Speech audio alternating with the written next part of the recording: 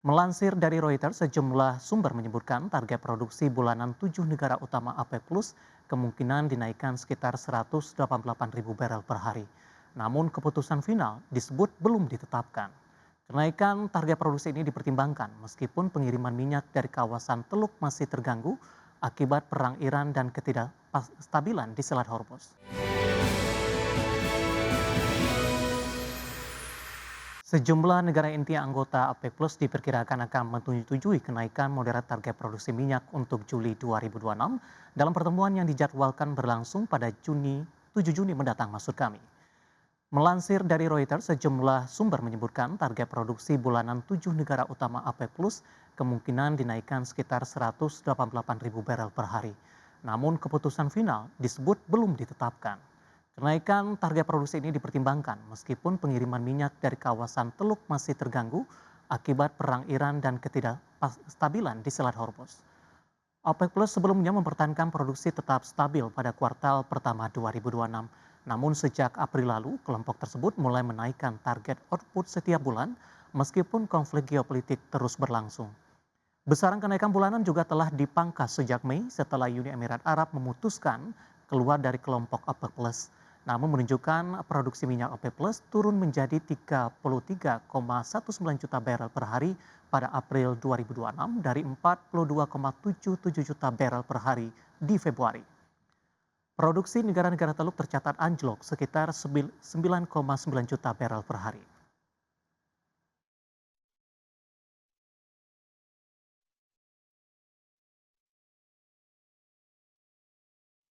Emiten tambang PT Indika Energi Tbk membagikan dividen tunai sebesar 3,1 juta dolar Amerika Serikat atau sekitar 53,2 miliar rupiah untuk para pemegang saham. Ya, nilai pembagian dividen tersebut setara dengan 50% dari laba bersih perseroan di tahun 2025. Emiten tambang PT Indika Energi Tbk menebar dividen tunai sebesar 3,01 juta dolar atau setara 53,2 miliar rupiah untuk para pemegang saham.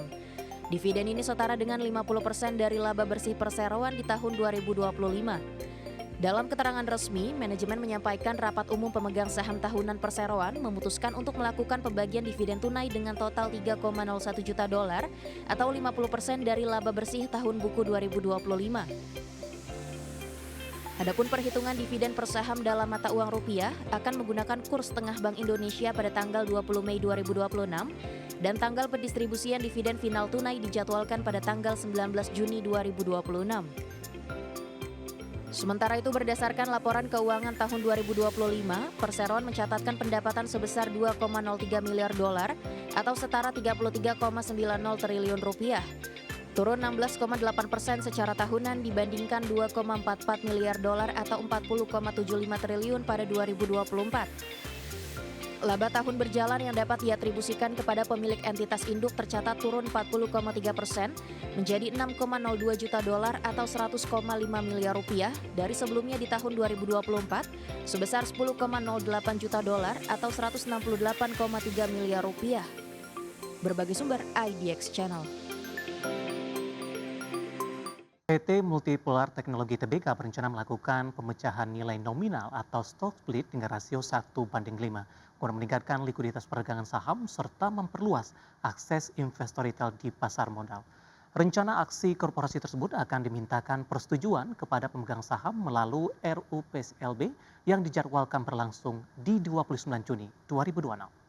Ya, berdasarkan keterbukaan informasi, manajemen menyampaikan stock split dilakukan agar harga saham MLPT menjadi lebih terjangkau bagi investor retail, sekaligus mendorong peningkatan jumlah pemegang saham perseroan. Dalam aksi korporasi tersebut, perseroan akan memecah setiap satu saham menjadi 25 saham baru. Dengan demikian, jumlah saham beredar di perseroan akan meningkat dari 1,87 miliar saham menjadi 46,87 miliar saham. Sementara itu, nilai nominal saham MLPT akan berubah dari semula Rp100 per saham menjadi Rp4 per saham. Selain meningkatkan likuiditas perdagangan, stock split juga diharapkan mampu membantu pengendalian volatilitas saham, menarik investor baru, serta meningkatkan daya saing perseroan di pasar modal. Jika memperoleh persetujuan pemegang saham, perseroan akan mengajukan pencatatan saham tambahan hasil stock split pada 7 Juli 2026. Adapun perdagangan saham dengan nilai nominal baru dijadwalkan mulai berlaku pada 29 Juli 2026.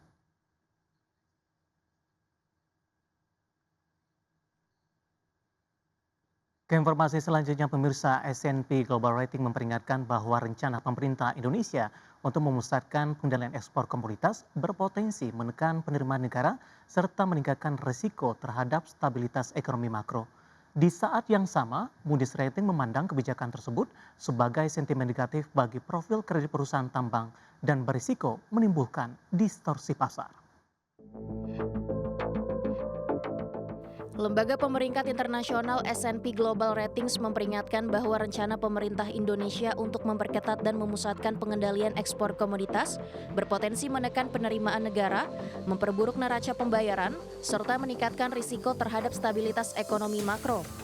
Sementara itu, Moody's Ratings memandang rencana sentralisasi ekspor komoditas Indonesia sebagai sentimen negatif bagi profil kredit perusahaan tambang dan berisiko meninggalkan distorsi pasar. Meski mengakui langkah tersebut dapat mendukung arus masuk devisa dan memperkuat nilai tukar rupiah, namun di sisi lain Moody's menilai kebijakan itu juga berpotensi membebani sentimen investor terhadap iklim kebijakan secara keseluruhan.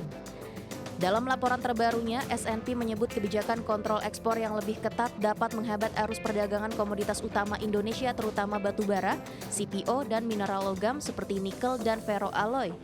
Menurut S&P, pembatasan ekspor berisiko mengurangi pendapatan devisa dan memperlemah posisi eksternal Indonesia di tengah tekanan global yang masih tinggi. Peringatan ini muncul setelah Presiden Prabowo Subianto mendorong kebijakan pengawasan ekspor yang lebih ketat untuk memastikan nilai tambah sumber daya alam dinikmati di dalam negeri. Pemerintah sebelumnya telah memberi sinyal akan memperkuat kendali terhadap ekspor komoditas strategis guna menjaga pasokan domestik dan mendukung hilirisasi industri nasional. Namun pasar khawatir kebijakan tersebut dapat memicu gangguan perdagangan dan menurunkan minat investor asing, terutama ketika harga komoditas global mulai melemah dan permintaan dari China melambat. Berbagai sumber IDX Channel. Kita sudah sampai di segmen terakhir pemirsa dan kita ke informasi selanjutnya di mana Presiden Prabowo Subianto mengungkapkan selama 34 tahun di Indonesia telah terjadi praktik under invoicing atau manipulasi harga ekspor komoditas strategis nasional. Ya, Presiden menegaskan kerugian negara akibat praktik kecurangan ekspor sejak 1991 hingga 2024 diperkirakan mencapai 908 miliar dolar Amerika Serikat atau sekitar 15.400 triliun rupiah.